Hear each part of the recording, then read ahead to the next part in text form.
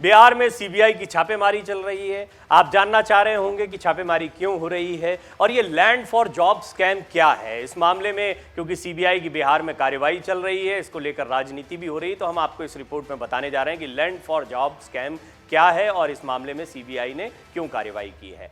RJD MLC और लालू यादव के करीबी सुनील कुमार सिंह के आवास पर सीबीआई ने छापा मारा है। सुनील कुमार सिंह बिस्कोमान के अध्यक्ष भी हैं। इससे पहले आरजेडी के पूर्व विधायक भोला यादव को सीबीआई गिरफ्तार कर चुकी है। ये लालू प्रसाद यादव के ओएसडी थे। लैंड फॉर जॉब स्कैम है क्या, ये हम आपको बताते हैं। इसमें राबड़ी और मीसा भारती की क्या भूमिका बताई जा रही है, लालू पर अब तक कौन कौन से आरोप लगे हैं, किन आरोपों में अब तक क्या क्या कार्रवाई हुई है, किन मामलों में लालू प्रसाद यादव दोषी करार दिए जा चुके हैं, आइए सारी चीजें जानते हैं। सबसे पहले लैंड फॉर जॉब स्कैम क्या है। दरअसल 2004 से 2009 के बीच लालू प्रसाद यादव यूपीए सरकार में रेल मंत्री थे।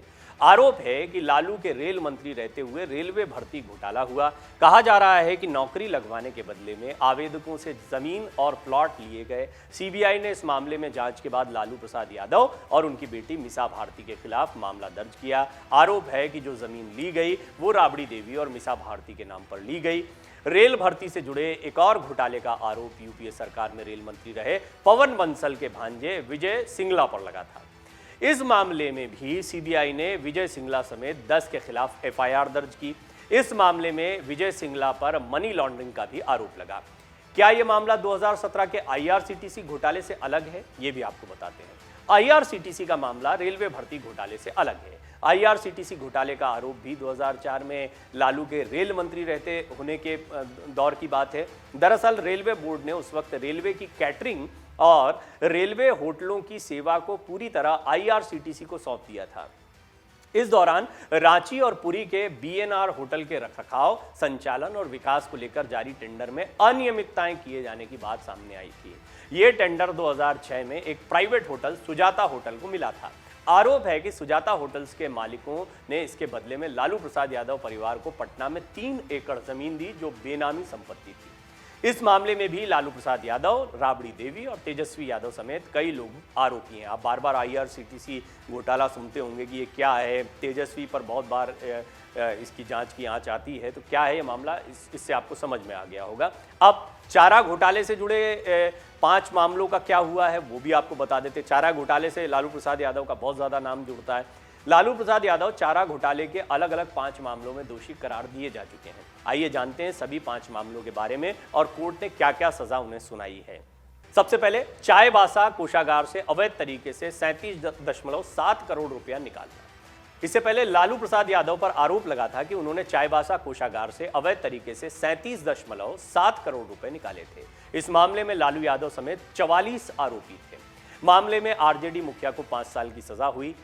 साथ ही इस मामले में 25 लाख रुपए का जुर्माना भी हुआ था। इसके अलावा देवघर सरकारी कोषागार घोटाला, चारा घोटाले से जुड़ा दूसरा मामला देवघर सरकारी कोषागार से 84.53 लाख रुपए की अवैध निकासी का है। इस मामले में लालू प्रसाद यादव समेत 38 लोगों को आरोपी बनाया गया था। इस मामले में आरजेडी प्रमुख लालू प्रसाद यादव को 3.5 साल की सजा और 5 लाख का जुर्माना लगाया गया था। इस मामले में सजा हुई है उनको।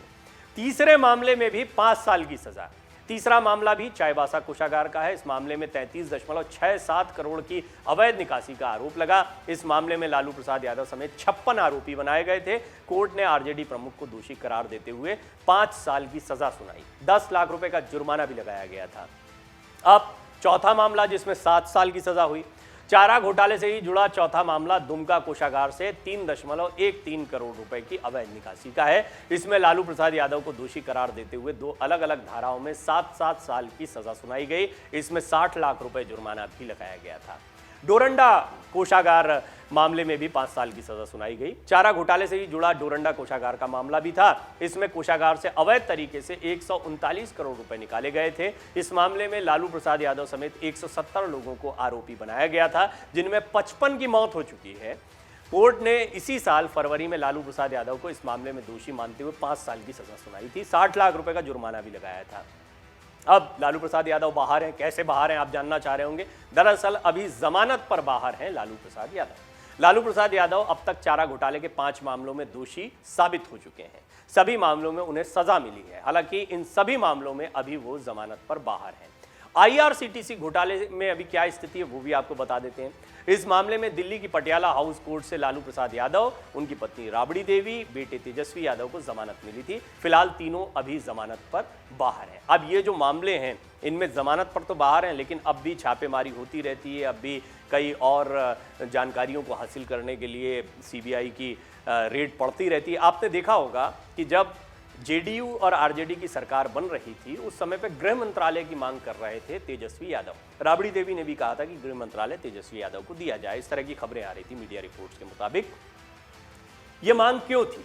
दरअसल जब भी इस तरह की छापेमारी होती है या CBI की कोई कार्यवाही होती है तो गृह मंत्रालय जो राज्य का होता है उसकी अनुशंसा या उसका इन्वॉल्वमेंट होता है, स्थानीय पुलिस का सहयोग CBI की टीमों को मिलता है। गृह मंत्रालय पास होने से वो इस तरह की छापेमारी से बच जाते। इस तरह की बातें राजनीतिक विश्लेषक और तमाम लोग कह रहे थे, लेकिन कुल मिलाकर नीतीश कुमार ने गृह मंत्रालय को अपने पास रखकर ये संकेत दे दिया कि वो दो चीज़ों को मिलाएंगे नहीं। वजह क्या है? नाम है उनका सुशासन बाबू। यह उन्होंने ब्रांडिंग करी और बड़ी मेहनत से उन्होंने इस नाम को कमाया।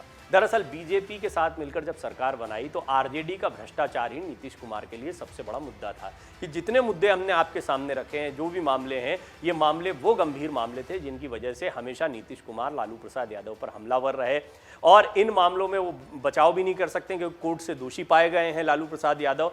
लिहाजा ये मामले राजनीति से प्रेरित बताकर अब राजनीतिक लड़ाई का रंग इसको दिया जा रहा है। कहा जा रहा है कि ये सारे मामले राजनीति से प्रेरित हैं। हालांकि ये ध्यान रखने योग्य बात है कि ऐसा नहीं है कि बीजेपी सरकार आने के बाद में ये सारे मामले सामने आए। मामले पुराने हैं, इन मामलों में कार्रवाई हो रही है। तो बार बार ये कहना कि सरकारी संस्थाओं का दुरुपयोग हो रहा है, ये भी बहुत सही बात नहीं लगती है। हाँ, टाइमिंग जो होती है उसको लेकर ज़रूर सवाल उठाए जाते हैं कि एक समय जब फ्लोर टेस्ट चल रहा है तभी CBI की छापेमारी हो रही है, तो फिर राजनीतिक दलों को ये कहने का मौका मिल जाता है कि विधायकों को डराने की कोशिश की जा रही है, कमज़ोर करने की कोशिश की जा रही है। बहरहाल राजनीति अपनी जगह है और सरकारी एजेंसियों की छापेमारी अपनी जगह, कार्रवाई अपनी जगह, और दूसरा नेताओं का भ्रष्टाचार अपनी जगह, इसको नज़रअंदाज नहीं किया जा सकता। अगर आप ये वीडियो YouTube पर देख रहे हैं तो हमारे चैनल को सब्सक्राइब करें और बेल आइकन को दबाना ना भूलें। अगर आप Facebook पर ये वीडियो देख रहे हैं तो हमारे पेज को लाइक करें। डाउनलोड करें अमर उजाला ऐप और पाएं खबरें लगातार।